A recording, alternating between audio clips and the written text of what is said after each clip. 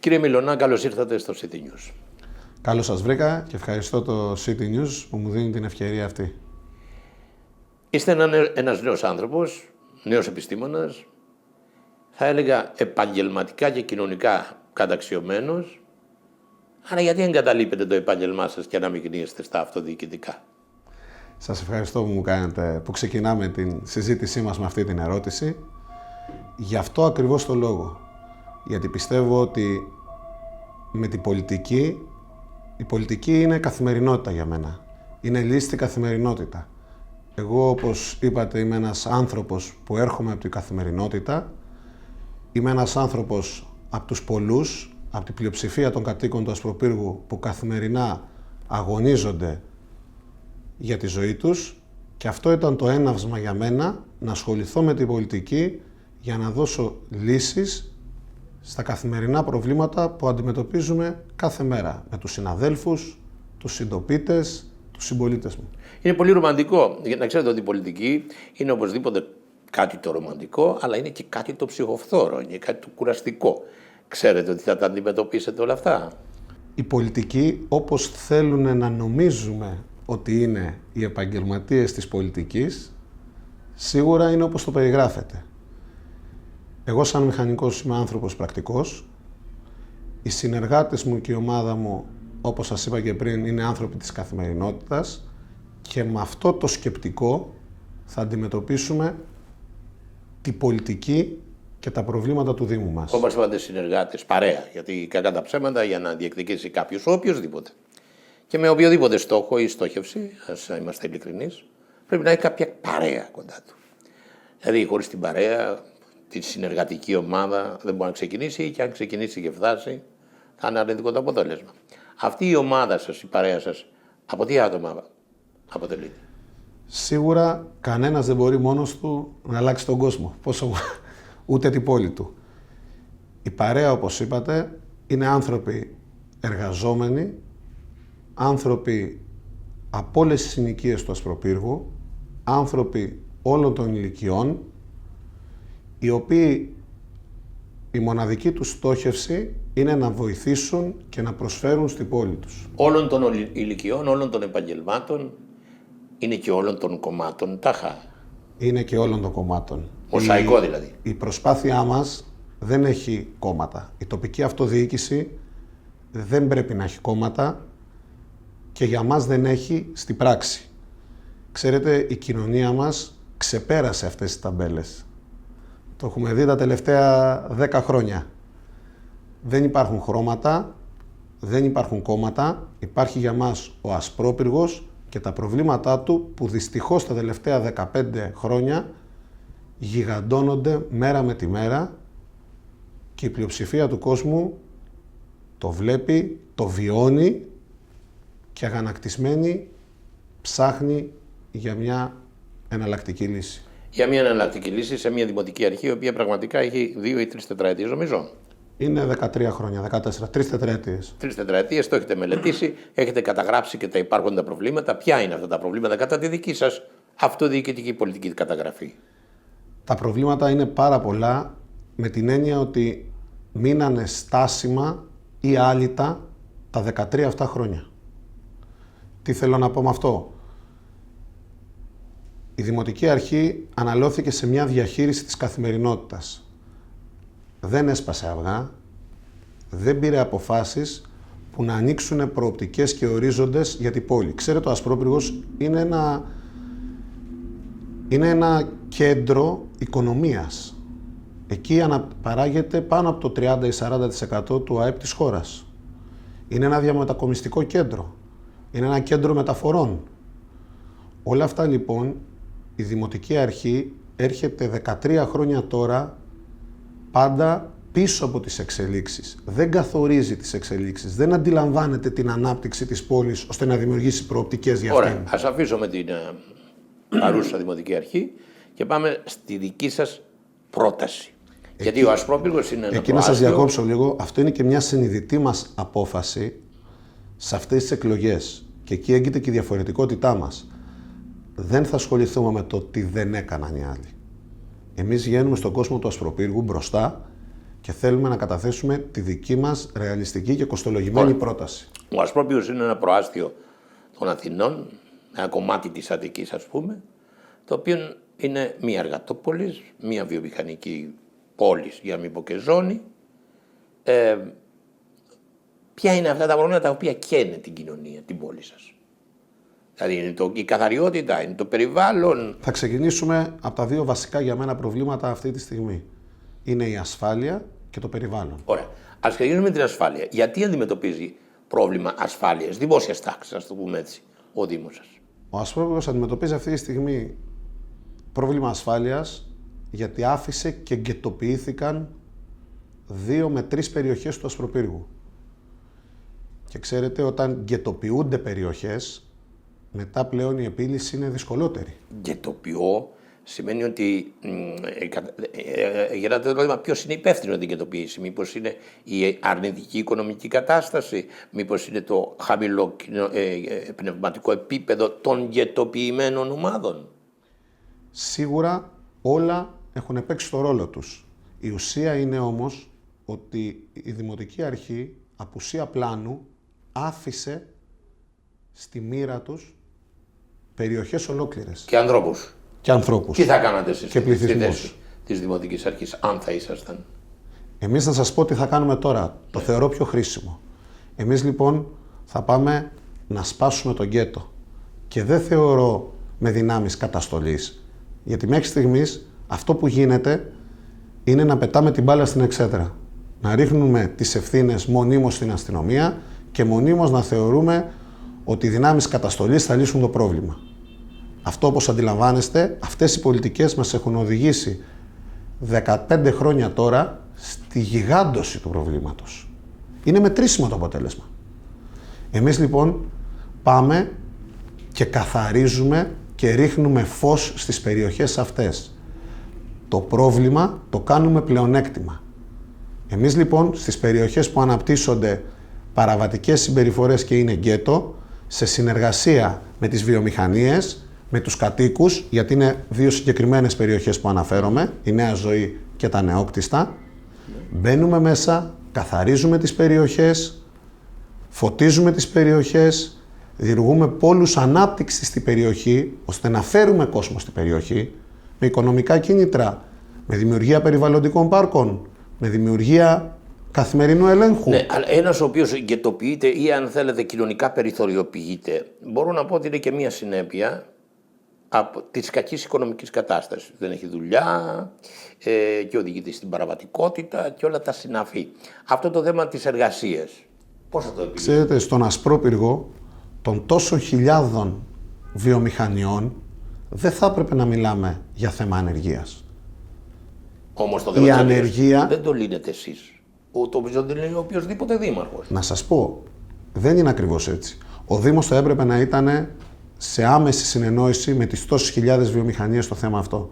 Οι ασπροπυριώτες κάτοικοι που υφίστανται την υποβάθμιση την οποιαδήποτε έχει μια βιομηχανική περιοχή θα έπρεπε να είχαν προτεραιότητα στις θέσεις εργασίας. Και ξέρετε, λόγω επαγγέλματος, επειδή έρχομαι σε επαφή με πάρα πολλές εταιρείες, είναι και δικό τους μέλημα. Θέλουν ο εργαζόμενός τους να μένει στα 100-200 μέτρα από την επιχείρησή τους, στο 1 χιλιόμετρο. Δεν υπάρχει καμία σοβαρή προσπάθεια διασύνδεσης εταιριών, γιατί ξέρετε, εκεί για να έχει αποτέλεσμα πρέπει να αναπτυχθεί πρώτα απ' όλα μια σχέση εμπιστοσύνης. Μια λέξη άγνωστη για την υφιστάμενη δημοτική αρχή. Αυτοί οι άνθρωποι οι οποίοι μένουν σε αυτές τις 2 περιοχές, στα Νεόκτιστα και στη Νέα Ζωή, όπως είπατε, είναι από εσωτερική μετανάστευση άνθρωποι, είναι παλινοστούντες από άλλα κράτη? Ο μεγάλος πληθυσμός που δημιουργεί είναι ομάδες Ρωμά. Ρώμα. Εκεί έγκυται αυτή τη στιγμή η πλειοψηφία του προβλήματος, για να είμαστε δίκαιοι. Αυτοί οι άνθρωποι λοιπόν, όταν γίνουν αυτές οι παρεμβάσεις, όταν πραγματικά δοθούν και δυνατότητες και ευκαιρίες, κάποιοι άνθρωποι θα κοινωνικοποιηθούν και κάποιοι άνθρωποι προφανώς θα απομακρυνθούν. Πλέον όμως θα τους δίνεται αυτή η επιλογή και θα δίνεται και αυτή η ευκαιρία να φτιαχτούν οι πόλεις, οι περιοχές αυτές και να δίνουν ίσες δυνατότητες προς όλους. Γιατί αυτή τη στιγμή υπάρχει και ένας ρατσισμός ανάποδος εναντίον των κατοίκων που ζουν εκεί. Ναι, δημιουργούν αντιθέσεις μεταξύ των κοινωνικών ομάδων και είναι ένα μεγάλο πρόβλημα. Να σας ρωτήσω κάτι. Το περιβάλλον πώς είναι εκεί πέρα? Γιατί μιλάμε για μια βιομηχανική περιοχή, έτσι. Μιλάμε για μια βιομηχανική περιοχή. Είναι επιβαρημένο το περιβάλλον. Είναι επιβαρημένο και δυστυχώς και αυτό έχει αφαιθεί στη τύχη του και μονίμως στη δικαιολογία ότι για όλα αυτά η περιφέρεια. Τα περιβαλλοντικά προβλήματα όπως είναι η χωματερή, όπως είναι η μόλυνση από τις βιομηχανίες, όπως είναι τα παράνομα σκραπ, όλα αυτά μπορούν να ελεγχθούν, μπορούν να μετρηθούν και μπορούν να μπουν σε μια κατάσταση σε συνεργασία με την περιφέρεια. Σε συνεργασία με την περιφέρεια. Δεν μπορούμε όμως μονίμως να λέμε ότι φταίνει οι άλλοι. Να ρωτήσω κάτι. Πρόβλημα υποδομών έχει ο Δήμος σας? Γιατί κακά τα ψέματα είναι μια περιοχή η οποία μεγάλωσε και αστικοποιήθηκε, αν μπορώ να χρησιμοποιήσω αυτόν τον όρο, στη διάρκεια της εσωτερικής μετανάστευσης σε δύο φάσεις. Πριν απ' όλα στη δεκαετία του 50 και του 60 με μια εσωτερική μετανάστευση ελλαδική και μια δεύτερη μετανάστευση από τους παλαινοστούντες στα πρώην Σοβιετικά κράτη. Έτσι. Υπάρχουν θέματα υποδομής. Υπάρχουν θέματα υποδομών. Αποχέτευσης, ίδρευσης κτλ. Υπάρχουν θέματα υποδομών. Η αποχέτευση ολοκληρώνεται ένα τμήμα της μετά από πάρα πολλά χρόνια εντός του αστικού ιστού της πόλης, όχι στις συνοικίες. Το πρόβλημα των υποδομών είναι ένα διαχρονικό πρόβλημα, το οποίο επίσης δεν κατάφερε να προχωρήσει η τωρινή διοίκηση. Τι θέλω να πω με αυτό? 14 χρόνια δεν μπορεί να αναθεωρήσει ένα γενικό πολεοδομικό σχέδιο. Χωρίς λοιπόν αυτά τα πολεοδομικά εργαλεία που θα μας δώσουν τη δυνατότητα να εντάξουμε περιοχές στο σχέδιο, να οριοθετήσουμε ζώνες για να μπορούμε έπειτα να δώσουμε και λύσεις σε προβλήματα υποδομών, όπως είναι δρόμοι περιφερειακοί, όπως είναι αποχετεύσεις. Ξέρω, τα Ασπρόπολης έχει πάρα πολλές περιοχές εκτός σχεδίου, που δυσκολεύουν μετά την ένταξη και σε ευρωπαϊκά προγράμματα και σε ευρωπαϊκές χρηματοδοτήσεις. Γιατί 14 χρόνια τώρα δεν έχει προχωρήσει ούτε ένα σχέδιο. Να ρωτήσω κάτι. Εσείς μιλάτε τώρα για σχέδια για χρηματοδοτήσεις ευρωπαϊκές. Ένα μεγάλο κεφάλαιο το οποίο είναι ελάχιστη δυστυχώς. Δήμοι στην Ελλάδα το έχουν αγγίξει, χωρίς να προσωποποιούμε. Δήμοι. Όχι δήμαρχοι, λέω δήμοι. Πιστεύετε ότι είσαστε σε θέση να συντάξετε μελέτες, να κριθούν όριμες αυτές οι μελέτες και να χρηματοδοτηθείτε κατευθείαν από τα Ευρωπαϊκά Ταμεία? Βλέπετε το χαμόγελό μου, γιατί το κάνουμε ήδη επαγγελματικά. Πόσο μάλλον να το κάνουμε για το Δήμο, για την κοινωνία που ζούμε και που αύριο θα μεγαλώσουμε τα παιδιά μας. Αυτό εμείς θεωρώ ότι είναι και ένα μεγάλο μας πλεονέκτημα. Έχουμε τις λύσεις, ξέρουμε το τρόπο, ξέρουμε το δρόμο να ανοίξουμε τις κάνουλες χρηματοδότησης τα Ευρωπαϊκά Ταμεία. Από τα Ευρωπαϊκά Ταμεία, που αυτή τη στιγμή είναι ένα όνειρο μακρινό για τον Ασπρόπυργο. Επειδή αυτά τα θέματα των ευρωπαϊκών προγραμμάτων περισσότερο εντάσσονται σε μια δέσμη διαδημοτικών συνεργασιών, σκέπτεστε να κάνετε κάτι από κοινού με τους όμορους δήμους? Και αν ναι, ποιοι είναι αυτοί οι όμοροι δήμοι?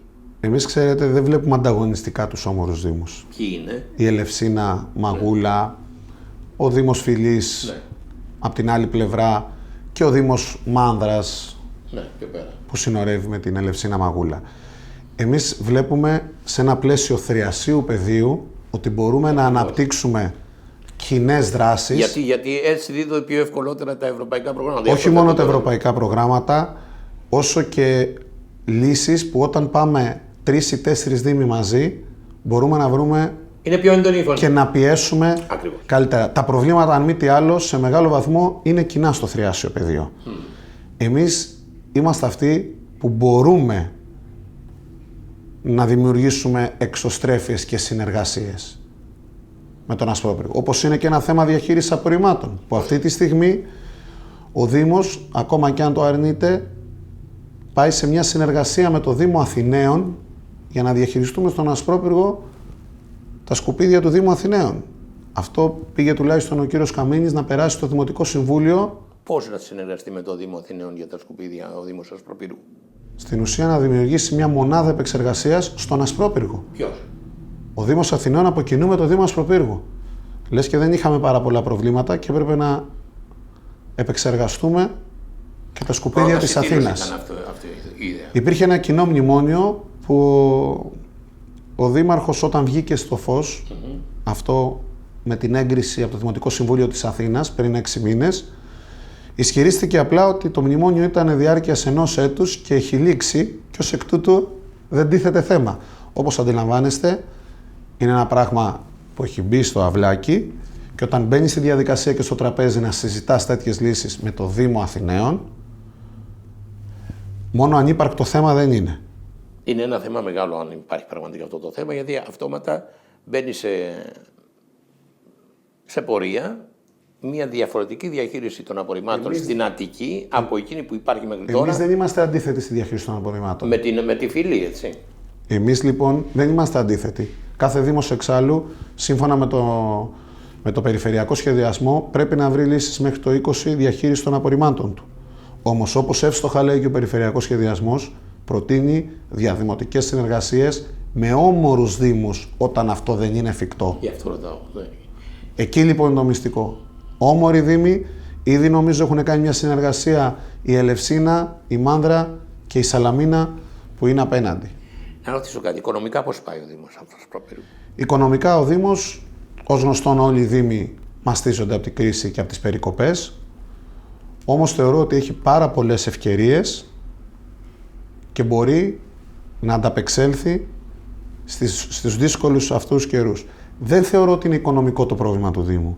Είναι πρόβλημα διάθεσης των πόρων και προτεραιοτήτων. Τι θέλω να πω με αυτό, με συγχωρείτε. Προτεραιότητα μου δίνει την ευκαιρία να πω. Προτεραιότητα λοιπόν για το Δήμο μας είναι η δημιουργία ενός δεύτερου λυκείου. Που έχουμε ένα λύκειο 650-700 παιδιών, ίσως το πολυπληθέστερο στη χώρα. Σε ένα κτίριο φτιαγμένο για τα μισά παιδιά. Είναι ένα λύκειο στο οποίο είχα πάει εγώ και πολύ μεγαλύτερη μου. Σχολικές υποδομές. Το δεύτερο λύκειο είναι μια άμεση επιτακτική ανάγκη. Όταν λοιπόν υπάρχουν χρήματα για να αγοράζουμε οικόπεδα για πλατείες στη μέση του πουθενά, θα ήταν προτιμότερο αυτά τα χρήματα να δοθούν. Θέλω για την αγορά λυκείου, για την κατασκευή λυκείου. Με λίγα λόγια θέλω να πω ότι είναι θέμα προτεραιοτήτων και όχι θέμα οικονομικό. Από προσωπικό Δήμος είναι αυτάρκης. Είναι αυτάρκης. Ακόμα και στο χώρο της καθαριότητας, εκεί που δημιουργούνται πολλά προβλήματα, τουλάχιστον εποχιακά. Είναι αυτάρκης και νομίζω ότι με μια καλύτερη οργάνωση του προσωπικού θα μπορούσε να καλύπτει με το παραπάνω τις ανάγκες για να έχουμε ένα σωστότερο αποτέλεσμα. Ξέρετε, οι άνθρωποι της καθαριότητας δίνουν έναν αγώνα και μία μάχη καθημερινή. Και ειδικά στον Ασπρόπυργο σε δύσκολες συνθήκες, γιατί είναι πολύ μεγάλη η έκτασή του και απομακρυσμένες συνοικίες. Αυτοί οι άνθρωποι όμως λοιπόν με την καλύτερη οργάνωσή τους θα μπορούν να είναι και αποδοτικότεροι και να είναι και πιο σίγουροι στην εργασία τους. Έχει μια πληθυσμιακή σύνθεση από ό,τι μπορώ να φανταστώ ο Δήμος Ασπροπύργου, όπου πολλές ομάδες συνδημοτών σας φαντάζομαι ότι πρέπει να έχουν ανάγκη οικονομικής στήριξης κτλ. Πώς προτίθεστε να αντιμετωπίσετε αυτό το μέγα κοινωνικό πρόβλημα και δει σε μια περίοδο σκληρής οικονομικής λιτότητας? Να σας πω, όλη η Ελλάδα πλέον έχει τέτοιο πρόβλημα. Δεν νομίζω ότι έγκυται στο Δήμο μας ή σε άλλους Δήμους. Πλέον όλοι οι Έλληνες αντιμετωπίζουν σε μικρό ή μεγάλο ποσοστό τέτοιου είδους προβλήματα. Εμείς θα πάμε σε μια καταγραφή με αντικειμενικά κριτήρια των οικονομικά ασθενέστερων ομάδων. Υπάρχουν στον Ασπρόπυργο κοινωνικά παντοπολία, τα οποία όμως δυστυχώς χρησιμοποιούνται καθαρά για προεκλογικούς σκοπούς, παρά να επιτελέσουν κοινωνικό έργο. Εμάς, ξέρετε, στόχευσή μας δεν είναι να περηφανευόμαστε κάθε χρόνο για τα τρόφιμα που δίνουμε σε ανήμπορους ανθρώπους.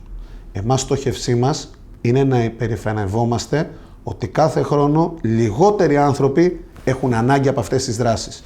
Και εκεί λοιπόν κουμπώνει με αυτό που σας έλεγα πριν, τα κομμάτια του παζλ, στις σχέσεις εμπιστοσύνης επιχειρήσεων με Δήμου, ώστε σε αυτούς τους ανθρώπους, οικογένεια μπορούν να εντοπιστούν, ξέρετε, δεν είμαστε και πάρα πολλοί, Ναι. και να βρίσκεται αξιοπρεπής εργασία για να ανακτήσουν αυτοί οι άνθρωποι πέρα από την οικονομική τους ανεξαρτησία και την αξιοπρέπειά τους. Με βλέπετε λίγο σκληρό αυτό, γιατί έχουν σημειωθεί πολλά κρούσματα, ξέρετε, που βγάζουν selfie δημοτικοί σύμβουλοι στη διανομή τροφίμων σε τέτοιους ανθρώπους. Γι' αυτό εμένα ξεπερνάει τα όρια. Να ρωτήσω κάτι.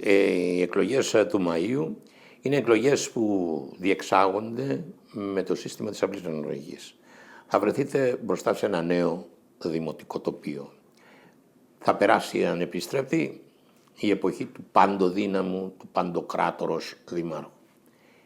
Αν δεν έχετε την απόλυτη πλειοψηφία των εδρών του Διοικητικού Συμβουλίου, πώς θα το αντιμετωπίσετε για να συμμαχίσετε με άλλες δυνάμεις? Αυτό ίσως θα έπρεπε ένα ερώτημα που πρέπει να κάνετε στους υποψήφιους μου, που 13 χρόνια τώρα έχουν μάθει να διοικούν με τον τρόπο που περιγράψατε. Με τον τρόπο το παλαιοκομματικό, με τον τρόπο που κάνει χρήση της απόλυτης πλειοψηφίας, τον τρόπο το αποφασίσουμε και διατάσσουμε.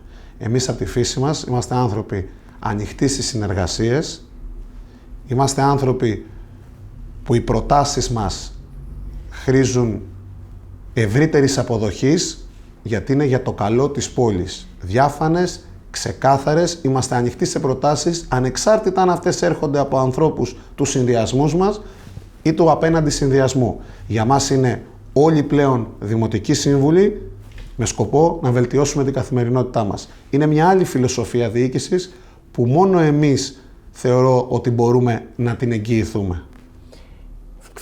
Φτάνοντας στο τέλος αυτής της συζήτησης, έχετε 1 με 2 λεπτά στη διάθεσή σας να απευθυνθείτε στους συμπολίτες σας. Γιατί πρέπει να σας ψηφίσουν? Πριν κλείσουμε αυτή την ωραία συνομιλία. Παρακαλώ. Σας ευχαριστώ για αυτή την ευκαιρία. Σας ζητώ τη ψήφο σας και τη στήριξή σας, ανεξάρτητα με το τι είχατε ψηφίσει στο παρελθόν. Θεωρούμε ότι ο Ασπρόπυργος πρέπει να γυρίσει σελίδα. Θεωρούμε ότι 15 χρόνια τώρα, ό,τι είχαν να προσφέρουν, το πρόσφεραν. Πλέον δεν μπορούν να δώσουν κάτι άλλο. Θέλουμε να μας δώσετε τη δύναμη να φτιάξουμε έναν Ασπρόπυργο από την αρχή.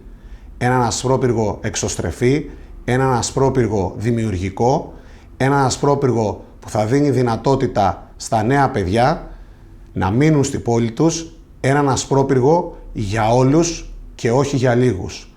Αυτό είναι το όραμά μου για τον Ασπρόπυργο του αύριο. Σας ευχαριστώ. Να είστε καλά και καλή επιτυχία. Να είστε καλά.